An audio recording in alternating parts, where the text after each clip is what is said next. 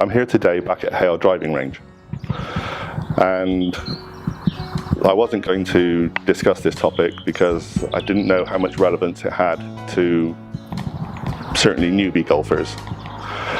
However, it's been in all the media and there have been numerous YouTube videos concerning the Lexi Thompson situation and the problem of her placing the ball incorrectly and the fact that she lost the tournament because of it. Now, Lexi Thompson is a fantastic golfer and I'm sure she'll go on to win lots and lots of tournaments. However, last week she took part in the first major of the year and she was winning the tournament pretty well. She was a couple of shots in front, and then someone who was watching on television contacted the powers that be and told them that Lexi had made a mistake. When she walked up to her putt, she marked the ball, picked the ball up again, and then replaced it, but didn't replace it back in the same position. It was only a centimetre out, and the putt she had to make was probably no more than 18 inches. So it wasn't exactly going to gain her anything or any advantage. However, it's not in the rules. The rule is simple. It's one of the most simple rules probably in golf. When you mark your ball, you place the marker in a direct line behind the ball, between you, the ball and the hole. So it's easy, it's a straight line.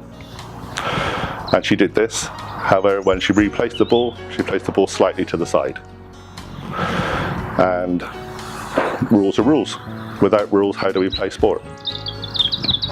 So I don't think there was any cheating going on, far from it. I think it was just a slight lapse of judgment. You see, the main concern I have with this is that the infringement happened the day before, and it was only spotted on television.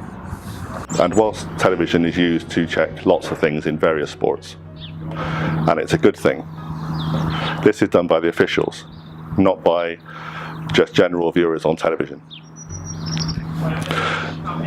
And unfortunately, the powers that be that were looking after the tournament decided to take the advice from the viewer, and I don't think that was right. Trial by television is not a good thing. Even though the tournament is televised, not all professionals are scrutinised with the same amount of cameras. You tend to find only the top 20 or 30 players are being filmed for most of the time, and the rest of them, we hardly ever see a shot. So whether they're marking their ball incorrectly or making any other infringements, we don't know. Now, rules are rules, and believe me, there are hundreds, if not thousands, of rules in golf. However, some rules are pretty basic. And when I came to start playing golf, excuse me for rummaging, sitting on it, what a surprise. Now, when I started golf, I was given, on my first lesson, one of these. This is the rules of golf and the rules of the amateur status. Now, it might seem pretty big, however, I was always told to read the first few sections because there's also a certain amount of etiquette that you need to know about when playing on a proper course, just so that you don't rile other people. And so it's a useful tool to know. However, does this problem with the rules infringement affect us as beginner or newbie golfers?